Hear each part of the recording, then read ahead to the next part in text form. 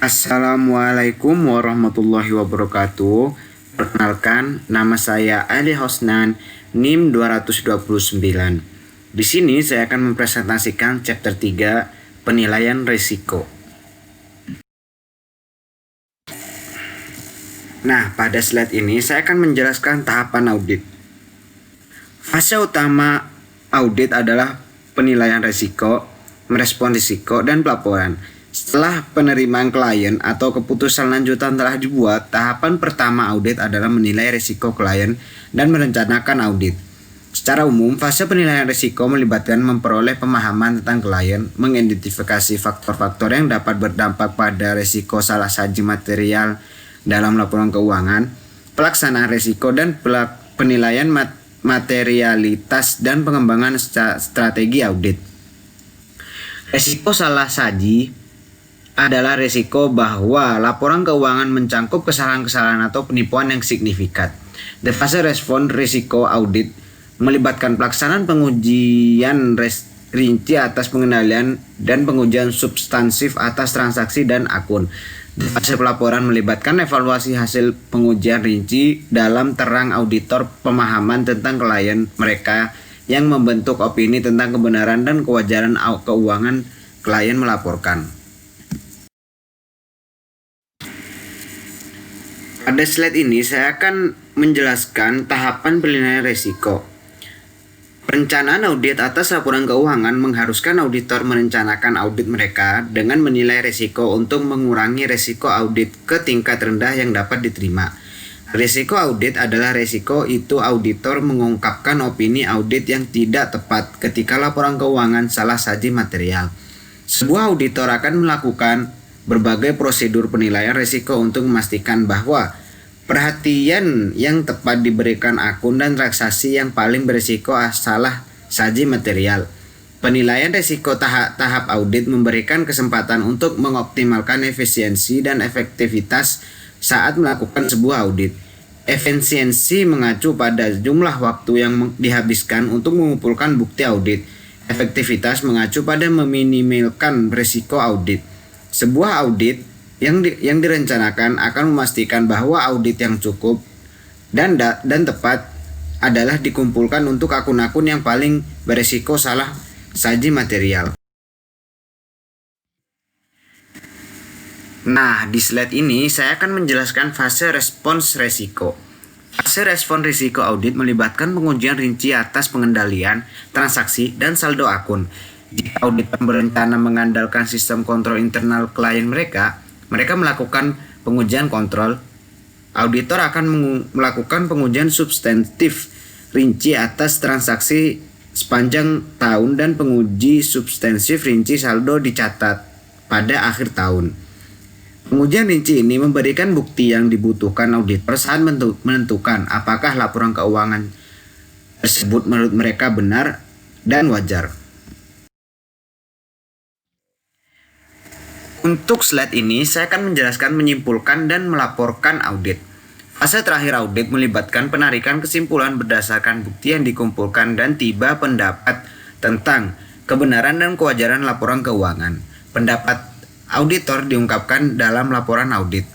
Pada tahap audit ini, auditor akan memanfaatkan pemahaman klien, pengetahuan rinci mereka tentang risiko yang dihadapi klien dan kesimpulan ditarik saat menguji kontrol klien, transaksi, dan saldo akun.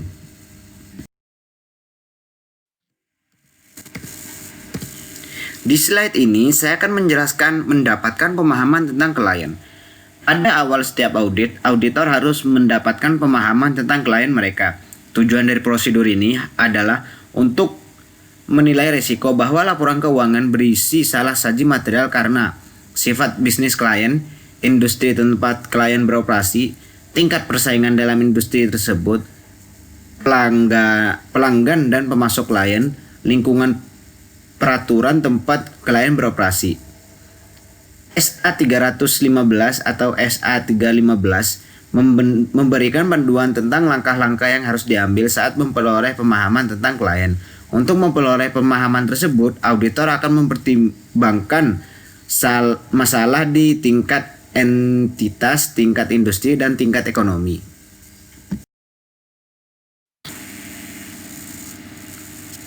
Nah, di sini saya akan menjelaskan tingkat entitas. Pengetahuan tentang entitas diperoleh melalui wawancara dengan personel klien, termasuk pihak yang bertanggung jawab atas tata kelola. Auditor akan mengajukan pertanyaan tentang apa yang dilakukan klien, bagaimana fungsi klien, struktur kepemilikan klien, dan sumber keuangannya. Untuk klien baru, proses ini sangat detail dan memakan waktu. Untuk klien berkelanjutan, proses ini tidak terlalu memberatkan dan melibatkan pembaruan pengetahuan yang diperoleh dari audit sebelumnya. Dengan memperoleh pemahaman tentang klien, auditor berada dalam posisi yang lebih kuat untuk menilai resiko tingkat entitas dan akun laporan keuangan yang memerlukan Di sini saya akan menjelaskan tingkat industri. Di tingkat industri, auditor tertarik pada posisi klien mereka dalam industrinya, tingkat persaingan dalam industri tersebut, dan ukuran klien mereka relatif terhadap pesaing. Auditor mengevaluasi reputasi klien mereka di antara rekan-rekannya dan tingkat dukungan pemerintah untuk perusahaan yang beroperasi di industri tersebut. Pertimbangan lain adalah tingkat permintaan produk yang dijual atau jasa yang disediakan oleh perusahaan dalam industri tersebut dan faktor-faktor yang mempengaruhi permintaan tersebut. Misalnya, produsen minuman ringan dipengaruhi oleh cuaca, yaitu pendapatan bersifat musiman. Selain itu, persaingan umumnya kuat. Perbandingan dibuat antara klien dan pesaing dekatnya secara nasional dan internasional. Ketika auditor memiliki sejumlah klien yang beroperasi di suatu industri, tahap audit ini lebih mudah daripada jika klien beroperasi di industri yang belum dikenal oleh auditor.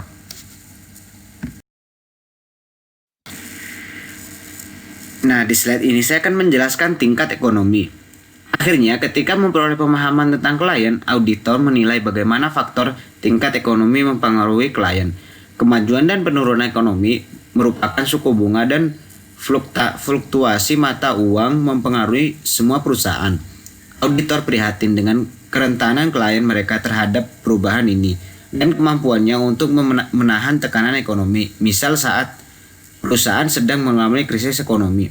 Selama peningkatan ekonomi, perusahaan berada di bawah tekanan untuk bekerja sebaik atau lebih baik daripada pesaing, dan pemegang saham mengharapkan peningkatan laba yang konsisten. Saat melakukan audit di lingkungan ini, lebih banyak fokus diberikan pada risiko pernyataan pendapatan yang berlebihan dan biaya yang terlalu rendah. Selama krisis ekonomi, perusahaan mungkin memutuskan untuk mandi. Artinya, perusahaan mungkin sengaja mengecilkan laba ketika ekonomi sedang buruk, dan kecenderungan untuk memaksimalkan penghapusan karena penurunan laba dapat dengan mudah dijelaskan ke pasar saham karena sebagian besar perusahaan mengalami penurunan pendapatan. Manfaat mandi adalah memberikan dasar yang rendah untuk menunjukkan peningkatan hasil di tahun berikutnya.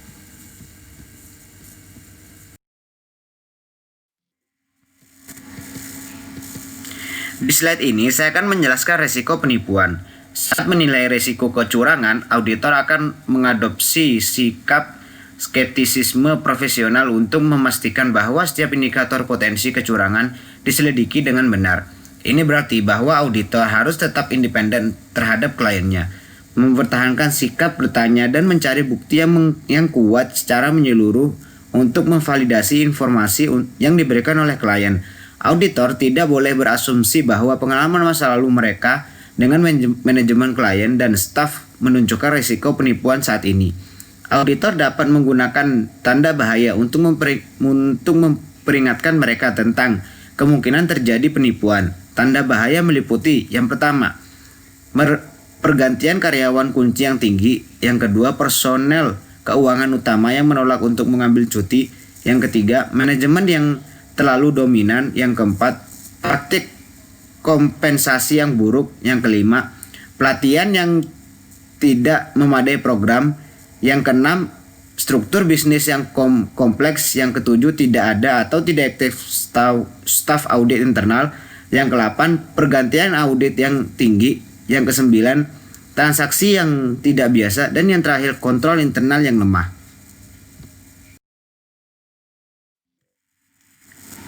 Di slide ini saya akan menjelaskan insentif dan tekanan untuk melakukan kecurangan. Dalam menilai risiko kecurangan, auditor akan mempertimbangkan insentif dan tekanan yang dihadapi kliennya untuk melakukan kecurangan. Saat auditor menjadi sadar dari salah satu faktor risiko ini, dalam isolasi atau kombinasi, mereka akan merencanakan auditnya untuk memperoleh bukti yang berkaitan dengan setiap faktor risiko. Contoh insentif dalam tekanan yang meningkatkan risiko penipuan meliputi klien beroperasi dalam industri yang sangat kompetitif, penurunan permintaan yang signifikan atau produk atau layanan klien, penurunan keuntungan, ancaman pengambil alihan, pengancaman kebangkrutan, kerugian berkelanjutan, pertumbuhan cepat, arus kas yang buruk dikombinasikan dengan pendapatan tinggi, tekanan untuk memenuhi ekspektasi pasar, berencana untuk mendaftarkan di bursa saham, berencana untuk menambah hutang atau menegosiasi.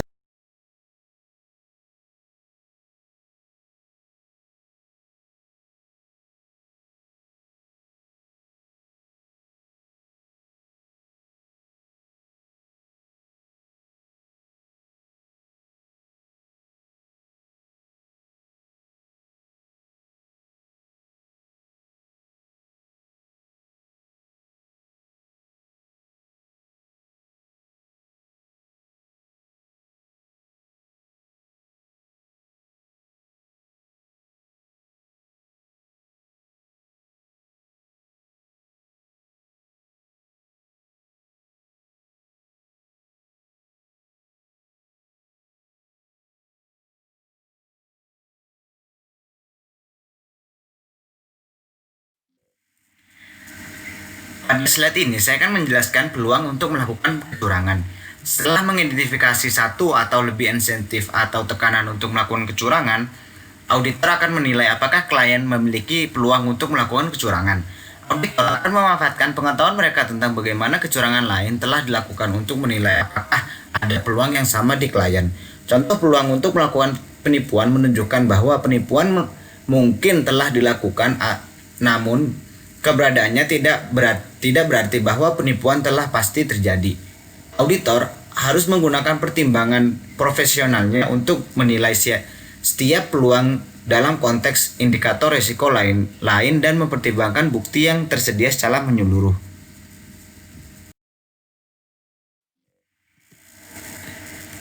Untuk slide ini saya akan menjelaskan sikap dan rasionalisasi untuk membenarkan suatu kecurangan. Bersama identifikasi insentif atau tekanan untuk melakukan kecurangan dan peluang untuk melakukan kecurangan, auditor akan menilai sikap dan rasionalisasi manajemen klien dan staf terhadap kecurangan. Sikap mengacu pada keyakinan etis tentang kebenaran dan salah, dan rasionalisasi mengacu pada kemampuan untuk membenarkan suatu tindakan meskipun contoh menunjukkan bahwa penipuan dapat terjadi di perusahaan di mana karakteristik ini teridentifikasi. Itu tidak berarti bahwa penipuan telah terjadi.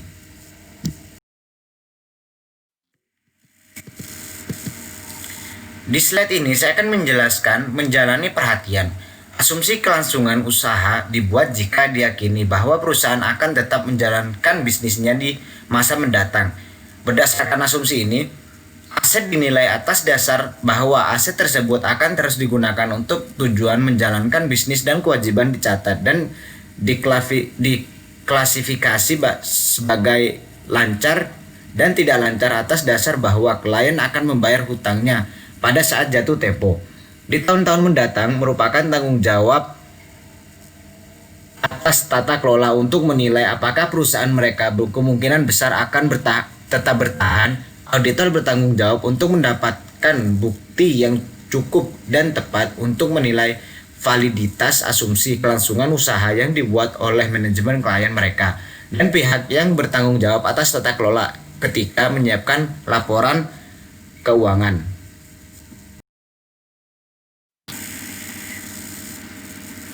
Di sini yang pertama saya akan menjelaskan indikator risiko going concern. Jika auditor mengidentifikasi faktor risiko yang menunjukkan bahwa asumsi kelangsungan usaha diragukan, mereka akan melakukan prosedur untuk mengumpulkan bukti mengenai setiap faktor risiko. Misalnya, jika klien kehilangan sejumlah personel kunci dan lama, auditor dapat menilai kualitas staf yang tersedia dan kemungkinan bahwa klien akan dapat menyewa pengganti yang sesuai dalam waktu dekat. Jika auditor yakin ada masalah kelangsungan usaha yang belum terselesaikan, penilaian dilakukan terhadap ketepatan pengungkapkan manajemen dalam penyatatan atas laporan keuangan tentang masalah tersebut. Auditor akan menilai proses yang digunakan untuk manajemen untuk mengevaluasi sejauh mana risiko kelangsungan usaha. Jika sebuah perusahaan memiliki riwayat kerugian dan kesulitan, auditor akan mengharapkan manajemen untuk meluangkan banyak waktu dan perhatian dalam menilai kelangsungan hidup mereka. Setelah auditor memiliki pemahaman tentang proses yang digunakan oleh manajemen yang mungkin mencangkup persiapan yang cermat dari proyeksi arus kas dan anggaran yang terperinci, mereka akan menilai kecukupan proses tersebut dan melakukan prosedur tambahan jika perlu. Yang kedua, resiko berjalan faktor yang memitigasi. Faktor-faktor yang meringankan mengurangi faktor resiko bahwa asumsi kelangsungan usaha mungkin diragukan. Misalnya, jika klien mengalami kekurangan uang tunai yang parah, tetapi memiliki surat dari bank yang menyetujui untuk memberikan pembiayaan tambahan, surat tersebut mengurangi tetapi tidak menghilangkan risiko bahwa asumsi kelangsungan usaha mungkin tidak valid. Faktor mitigasi lainnya termasuk yang pertama, surat jaminan dari perusahaan induk. Yang kedua, ketersediaan aset non-inti yang dapat dijual untuk menyediakan uang tunai yang dibutuhkan tanpa mengganggu kapasitas operasi perusahaan. Yang ketiga, kemampuan untuk mengumpulkan dana tambahan melalui penjualan saham. Yang keempat, kemampuan untuk mengumpulkan dana tambahan melalui pinjaman. Dan yang terakhir, yang kelima, kemampuan untuk menjual segmen bisnis yang tidak menguntungkan.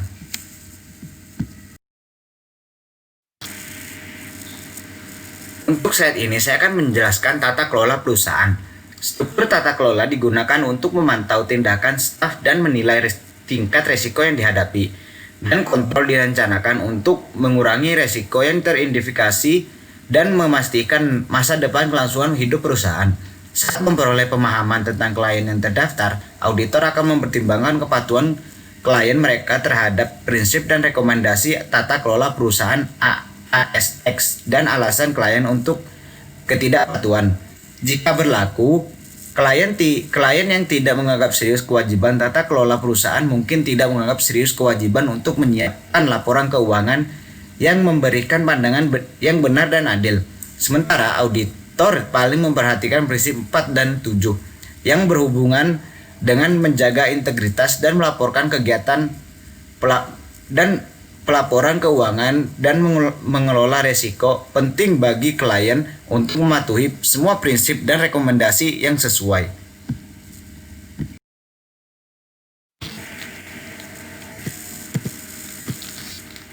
Nah, di slide ini saya akan menjelaskan teknologi informasi. Saat memperoleh pemahaman tentang klien, auditor akan mempertimbangkan risiko tertentu yang dihadapi klien mereka terkait dengan teknologi informasi. Teknologi informasi adalah bagian dari sebagian besar proses akuntansi perusahaan yang meliputi inisiasi transaksi, pencatatan, pemrosesan, koreksi seperlunya, transfer ke buku besar, dan kompilasi laporan keuangan risiko yang terkait dengan teknologi informasi, termasuk akses tidak sah ke komputer, perangkat lunak dan data, kesalahan dalam program, kurangnya cadangan, dan hilangnya data.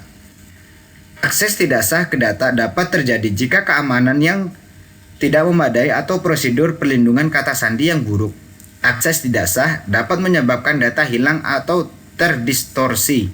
Akses tidak sah ke program komputer dapat menyebabkan kesalahan penyajian dalam laporan keuangan. Akses dapat dibatasi dengan berbagai cara, termasuk memulai penggunaan keamanan seperti pintu terkunci dan kata sandi.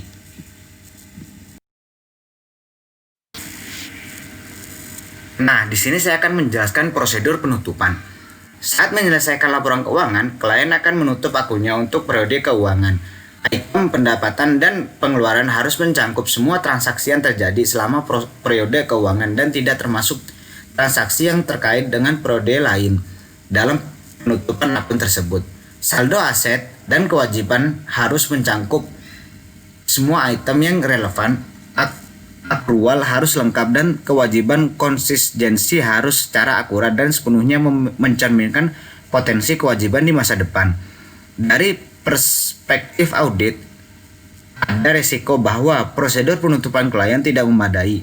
Yang pertama, auditor prihatin bahwa transaksi dan peristiwa telah dicatat dalam periode akuntansi yang benar. Ini adalah tanggung jawab pihak yang bertanggung jawab atas tata kelola.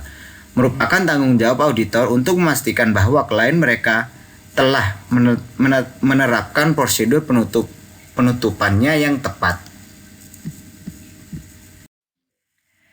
Sekian presentasi yang dapat saya sampaikan. Mohon maaf jika ada salah kata atau tidak kejelasan dalam presentasi saya. Terima kasih. Wassalamualaikum warahmatullahi wabarakatuh.